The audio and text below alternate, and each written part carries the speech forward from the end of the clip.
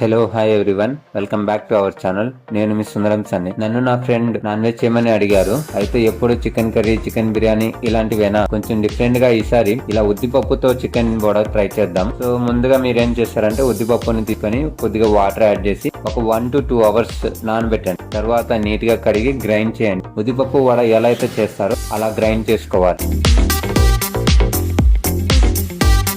పప్పు గ్రైండ్ అయిపోయింది. ఇంకొక బౌల్ వేసుకొని పక్కన పెట్టేస్తాను. వాళ్ళకు చికెన్ ని నీట్ గా కడిగేసి గ్రైండ్ చేసుకోవాలి. చికెన్ అంటే మీకు ఒకటి చెప్పాలి, చికెన్ షాప్ కి వెళ్ళాను, దగ్గరలో ఉన్న షాప్ కి.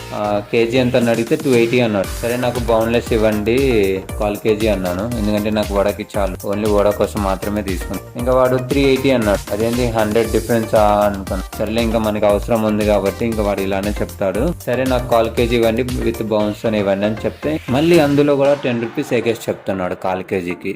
అంటే డివైడ్ బై 280కి డివైడ్ బై 4 చేస్తే మనకి 70 వస్తుంది. కానీ వీడు 80 అన్నాడు. ఇంకా ఆడ్రా బాబు, దూరం పోయేది. ఇంకా సరే అని చెప్పేసి ఇంకా తెచ్చేసుకున్నాను. సో ఇలా ఉంటుంది పరిస్థితి. ఎదుటోళ్ళకి మనకు అవసరం ఉందని తెలిసే చాలు వాళ్ళకి అనుకూలంగా రేటు మార్చుకొని చెప్పేస్తారనమాట. సరే ఏదైతే తెచ్చేసుకున్నాగా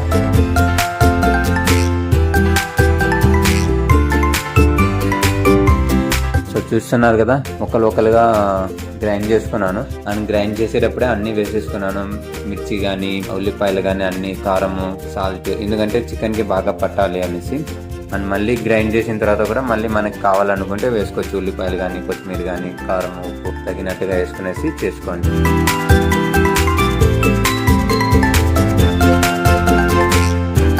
బాగా కలిపేసుకున్న తర్వాత చికెన్ని వంటలు చేసుకునేసి వడ షేప్లో చేసి పెట్టుకోండి.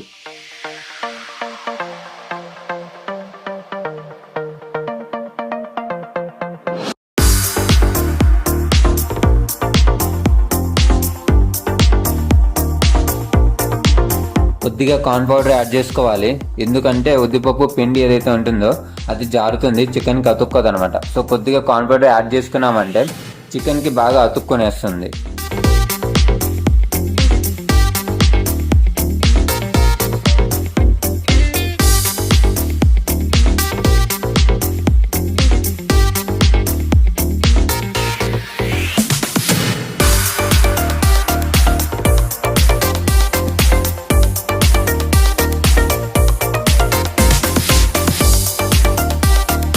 వడని ఆయిల్లో ఫ్రై చేసేటప్పుడు మీడియం ఫ్లేమ్లో పెట్టి ఫ్రై చేయండి. ఎందుకంటే హై ఫ్లేమ్లో పెట్టారంటే అవుటర్ లేయర్ ఏదైతే పిండి ఉంటుందో అది మొత్తం కాలిపోతుంది, లోపల ఉన్న చికెన్ కాలదనమాట. సో మీడియం ఫ్లేమ్లో పెట్టి కాల్చినారంటే అవుటర్ లేయర్, లోపల ఉన్న చికెన్ రెండు కాలి మంచిగా వస్తుంది. అండ్ నాకు తెలిసి మసాలా వడ కంటే ఉద్దిపప్పు వడనే ఇష్టపడే వాళ్ళు ఎక్కువ ఉన్నారని విన్నాను. మీరు గనక ఉద్దిపప్పు వడని ఇష్టపడే వాళ్ళైతే చికెన్తో కాంబినేషన్ సూపర్గా ఉంది, మీరు ట్రై చేయాల్సిందే. మీలో ఎంతమందికి ఏ టైప్స్ ఆఫ్ వడ ఇష్టమో కామెంట్ చేయండి.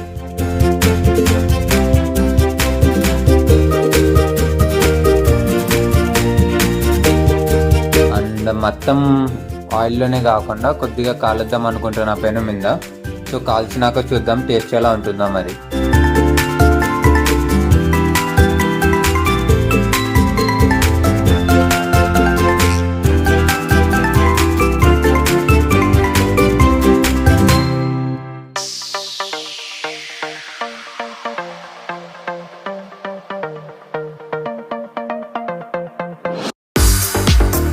ఒక 5 చికెన్ పీసెస్ మిగిలిపోయాయి. ఇంకా కొన్ని మసాలా వేసేసి కబాబ్ మారిగా వేసేస్తున్నాను. దానికి 3 items రెడీ చేశాను. టేస్ట్ గురించి మాట్లాడుకుంటే ఉద్దిపప్పు వడ అయితే చాలా బాగా నచ్చింది. అండ్ నా దగ్గర నుంచి ఒక small request, me way of స్టైల్లో మీరు చేసే కుకింగ్ ఏదైనా కొత్త ఐటమ్స్ ఉంటే నాకు కామెంట్ చేయండి, నేను ట్రై చేస్తాను. అలాగే నా వీడియోస్ మీకు నచ్చినట్టయితే లైక్ చేయండి, షేర్ చేయండి, సబ్స్క్రైబ్ చేయండి. Thank you for watching. Have a nice day.